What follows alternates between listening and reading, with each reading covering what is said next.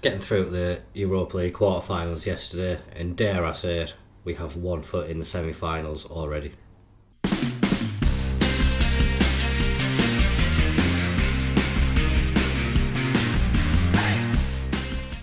Three wins on the bounce since last episode. We finished with the defeat to Manchester City, but first game since then, 4-1 win at home to Leeds.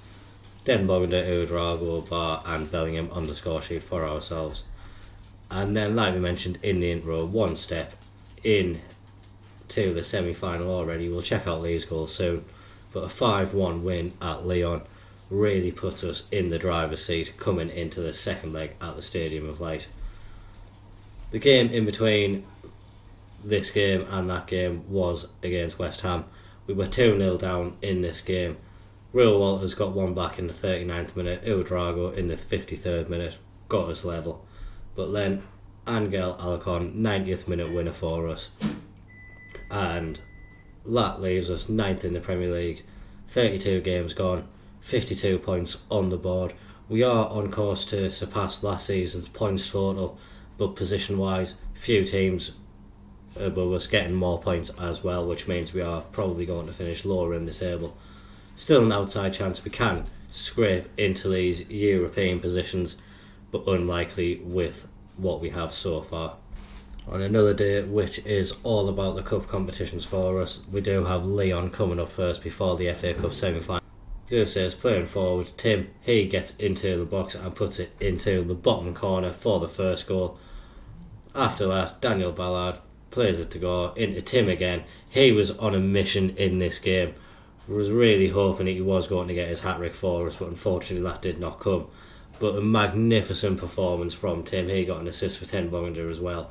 Lyon pulled one back to make it 3-1, but Tim again involved in the build-up play. Bennett on the right-hand side, he just drives into the box, doing what he does best, and he put it into the bottom corner. And then for the final goal, Bennett again on the ball into Ouedraogo. He gets it out to Alacon, and Bonnie, even he gets on the score sheet. That was a nice 5-1 win for us.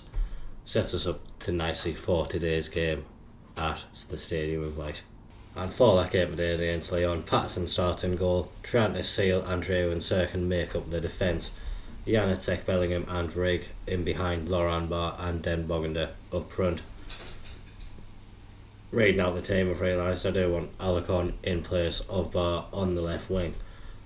Alacon obviously getting the last minute winner in the last game, and just his all-round performances recently have been really good. He is also the top assister in our team, so has been a real creative spark for us as well. Have kind of understated the value he's had to the team this year, but it really has been impressive, and I think quietly just crept along doing his own thing without us even realising he was playing really well. Should hopefully be able to get through the game and keep our lead. Hopefully if Lyon do manage to win the match, it's not going to be by enough of a margin to close that gap, but we need to make sure that we turn up and play our game as well. Football is a game which can be cruel at times. We have seen, especially in Europe, second legs can be occasions where big first leg wins can be overturned, and we really don't want to fall foul of that. We need to put in the performance that we know we can, and hopefully get the win in front of the Stadium of Light faithful and get us into a European semi-final. First attack of the game does look to be going Lyon's way though. Wissa out on the left hand side, plays it into Kakare, he gets it across to Cherki, and Cherki puts it into the back of the net. Not the start that we wanted in the match. Will give them a bit of confidence that they can make one of those miracle comebacks. That's definitely not something that we want to happen. Really need to just start playing the football which we know we can in this match. Hasn't been by any means the start which we wanted, especially with Lyon looking to attack again now. Free kick quite far out, Cherki looking to play it into the box. Patterson forced into a save. Even though it's only 6 minutes into the match, I'm tempted to do a demand more already. This really hasn't been the performance which we expected. have changed the lineup for this game to what was out in the first leg, but it really still should be a team which can go out and cause Lyon a lot of problems. This team, especially the likes of Rig, Alarcon, Den Bogander, their European performances this campaign have been absolutely fantastic, and if they can just keep on coming with those levels of performance, we should have no issues whatsoever. Serkin looking to drive forward. He's another one who, especially in the second half of the campaign, his performances have vastly improved. I think, although Peyton Miller isn't probably first team ready for us at the moment, Serkin realises that his days might be numbered, but has been putting in the performances to try to rectify that. Job plays the ball across to Den Bogander in the box. He's not quite able to get it in the back of the net due to the keeper making a save. Alarcon, though, he's our creative mastermind at the moment. He gets it to the back post. Janacek, he gets his goal, and that makes it 1-1 on the night and restores our 4-goal lead on aggregate.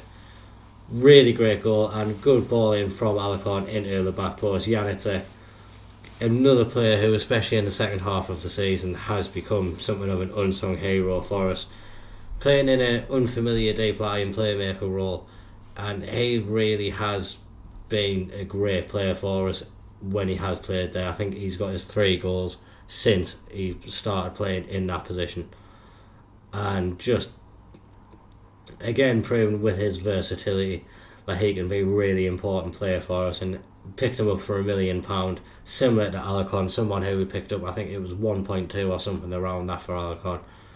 But these two players especially have been absolute bargains for us, paying in football terms absolute pittance for them. And Alarcon, top assister, Janacek defensively very solid, and just making that defensive midfield position almost his own at the moment, even with the competition which he does have there. His performances really can't be overlooked, and maybe could be a position which we find him playing a bit more going forward. Still see his long-term position as a centre-back, but we do know he can play in that position. We have gone now ahead in the match as well. Laurent played the ball across to Den Bogander. He puts it into the corner. I think the keeper might have got hands to it, but not enough to keep it out. And now that's 7-2 against Lyon. Honestly, was expecting a bit of a challenge against Lyon, but it's proven to be something which is not challenging to us at all. And maybe we can just go on and win the competition overall. Haven't been able to see there what the scores are in the other games. We'll just have a look for that now. Sevilla and Los it was 0-0 at half time. Lille have just got a goal. If I recall, like I say, I didn't really pay too much attention, but I think that might put them 2-2 on aggregate in that fixture. So still no closer to seeing who we are playing in that semi-final. Serkin gets the ball across to Den Bogander. He plays it to Alarcon, and Alarcon gets to the back of the net. Surely now, a 6-goal lead on aggregate, 3-1 on the night. We should have just demoralised Lyon enough now to go and course through the rest of this game. Just chill. Den Bogander, that's great forward play from him. Getting the ball, knows he wasn't in a position to strike it at the goal himself. Just lays it off to Alarcon, and he manages to put it in the back of the net. With the scores as they are, I'm going to bring on the likes of Ogunsui and Miller just to give them a little bit of game time against a high level opposition. Gonna see how this highlight unfolds. Lyon getting the ball into the box, and Terran Moffi, his 15th goal of the season. That makes it 3-2 on the night. Still confident where we can win this game on the night, but still don't think they're anywhere near the comeback that they need to get back into this tie. We are going to make those changes now. Miller will come on for Serkin. Ogunsui can come on for Laurent. And not sure if you've seen Charles Uri in a game before. Another one who came through one of our youth intakes. Probably not going to have too much of a future at the club, if we're being honest, looking at his attributes at the moment. Determination though, very good. Mental attributes, very good. And maybe, just maybe, could fulfil some of that potential at this club. Rig is going to come off. We will make Ura the box-to-box midfielder. Bellingham can go into that Mazzala role. Wanting to keep the core of the first team fit for the game against game against West Ham. Rather than bringing Ura on though, I'm going to bring on Bar. Bellingham can stay in that box-to-box midfield role. Bar can move into that Mazzala role. Ura maybe can get a bit of game time if we are going to make further changes, but I want to keep that more experienced head of Bar. Still only 22 years old, but has played over 100 league games for us now, more in the cups as well. So for our squad, very experienced player that we do have in Abdullah Bar coming on now, just helping to shore up that midfield. Again, Bar's another one who, just his versatility for us makes him a player which is hard to get rid of. But over the course of this season, probably have to say his squad status has dropped a little bit. Hasn't been as influential on the pitch, and we do have a few players now who probably eclipse him in terms of ability. Could be a big summer for him in terms of what future he does have, and really want to see him put in some performances just to try to give us more of a decision to make about the future he is going to have at the club. Really do like him as a player, like we say, as a versatile option for us. Really interesting player in terms of what he can do. We're bringing on Ua now in place of Janacek. He was tiring. And where's Tim? Oh, I don't even have Tim on the bench. We will bring it on Ua Drago. He can play that box-to-box midfielder role just for the final 15 minutes. And that's all the changes that we can make in this game.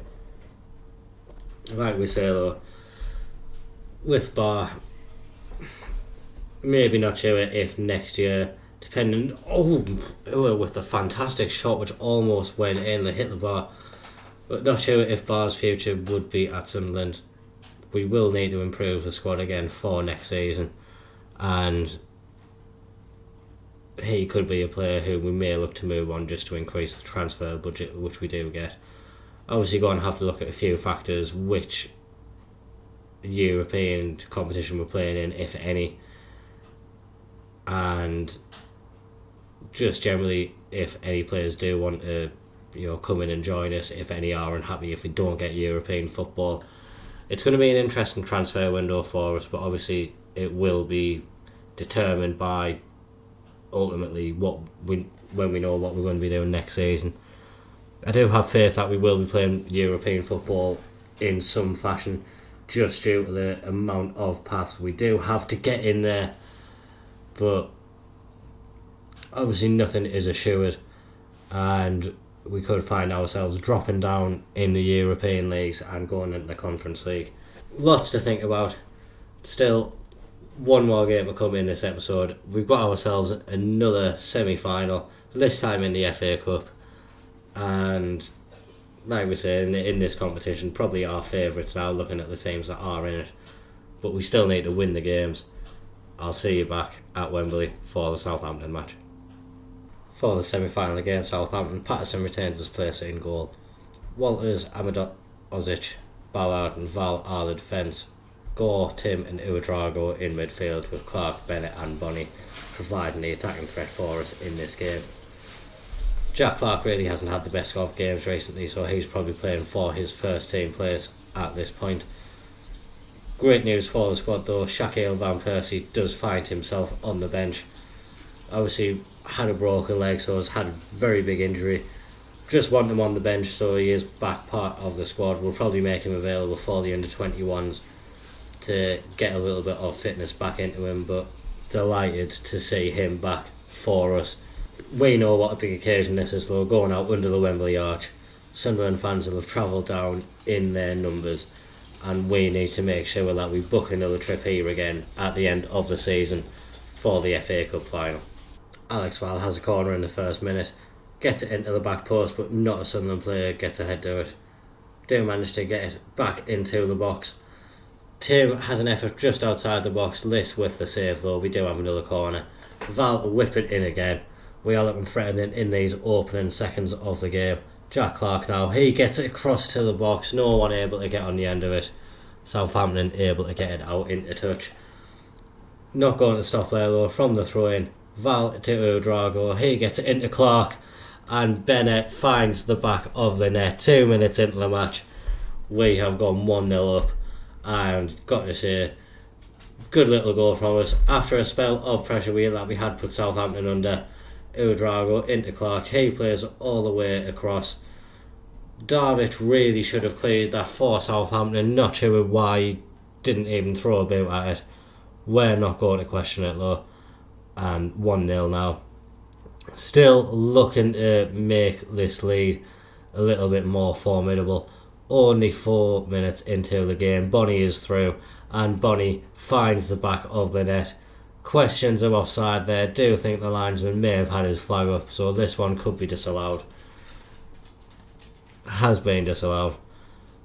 But very, very good early signs from us in this match. We want to come back here in a few weeks' time for that final, and we are showing just what a challenge Southampton will have if they do want to come back into the Premier League next year as well. We'll be playing against teams with our quality and probably some teams of better quality than us as well, and they really aren't putting in any kind of fight at the moment. We are in an attacking position again. Clark into Udrago. Bonnie now. He wasn't going to miss that. Plenty of space in the box. I don't think there's any question of offside for this one. Referee, there's no point in even going to VAR. And that has put us 2-0 up. Still only 16 minutes into the game. Very comfortable position that we find ourselves in now. And you would think Southampton do have a massive struggle now to get back into this game. Just as we say they have a massive struggle to get back into the game, they come on the attack. Edozie into Bacola and he finds the back of the net. That's his 14th goal of the season. Kind of regretting saying that they were out of it. They might be making me eat my words anytime soon. Udrago free kick, probably around 30-35 yards out. He forces a good save from this. It was heading into the top corner, but it's not able to find the back of the net. Tim is going to whip the ball in from the corner, getting it to that back post. Ballard not able to get his head to it though. Gore picks up the loose pieces, and unfortunately he's not able to do anything. Tackled by Lewis Skelly, and the attack comes to an end.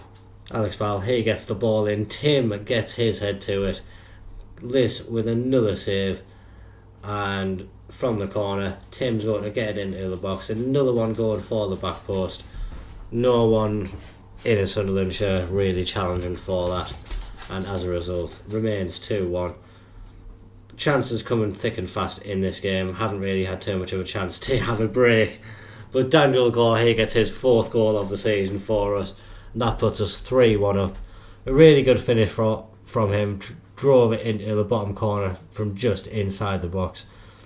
Bennett doing what he does best, getting in from the right hand side. He played it to Gore, and with his left foot he manages to get it past Liss into the back of the net. 3-1 now. Would like to think that would demoralise Southampton a bit. They've still only had the one shot in the game. Obviously it resulted in a goal, so if they can have 2 more they would get level. But we're going to hope we can restrict them to just that one shot and just assert complete and utter control over this game and over this second half. We don't want our performance levels to drop. We just want to make sure we demoralise Southampton and strike fear into the opponents that we will have in the final. Still not sure which of Hull and Brighton it will be, but they should know that they are in for a tough game when they come up against us. So Tim is tiring. Job can come on in that box-to-box midfield role. Bennett is starting to tire as well. So we are going to see the return of Shaquille Van Persie. He's coming in on that right hand side. Will be really nice to see him on the pitch again. It was very disappointing when he got that injury. had started his Sunderland career very well up until that point, and that injury really was a blow to him. Very nice to see him come back for the remaining games of the season. Could have an impact for us at the end of the season. Again now, just looking to replace some tired legs. Chris Ray can come on for Udrago. Jack Clark is tiring. Alarcon can come on for him. Much better game from Jack Clark today. And again, Russell Walter, another one who's just hovering over that red status, not having the best of games either. So Jensen Sales can come on into his place and just see out the remainder of the game. Val with another corner for us. Keeper gets his hands to it and gets it away, but only as far as Alarcon. He plays it to Joe, plays it back to Alarcon, and he has to come up with a goal. Just again showing that he wants to be an important part of the Sunderland squad moving forward. And despite a poor spell of form earlier in the season, has come back to show that class is permanent. Been another magnificent season for him in terms of the output which he has provided for us. Unfortunately, Shaquille Van Persie picked up a knock. Only a twisted knee, nothing like the broken leg he did suffer. But through to a final, and just a great opportunity for us to now get a win at Wembley. Would say whichever out of Hull and Brighton we are going to come up against, we are the favourites for that. It is Brighton who we are going to play. Interesting to see that the final is taking place midway through the season rather than at the end of the season. That's normally different, but nonetheless, irrespective of when it is, great to see us there. We will be returning to Wembley on the 16th of May, and that'll be a momentous day for the Sunderland fans. I'm looking forward to it. Maybe we can accompany that with a European final as well. We are playing Lyon in the next round. I think in the next game we may just show both legs of the Lyon tie. Huge game for us. The Premier League now, I think, is out of our grasp in terms of getting European places in. That will be a big ask for us, but definitely in the other two competitions a route which we can take. So we'll come back, we'll do those Lille games, see where we are heading into what will probably be the last episode of the season after that one. If you have enjoyed that, please do drop a like on the video. Comment down below, do you think we're going to win the semi-finals against Lille? Subscribe to the channel for daily Football Manager content. Thank you for watching. Bye bye.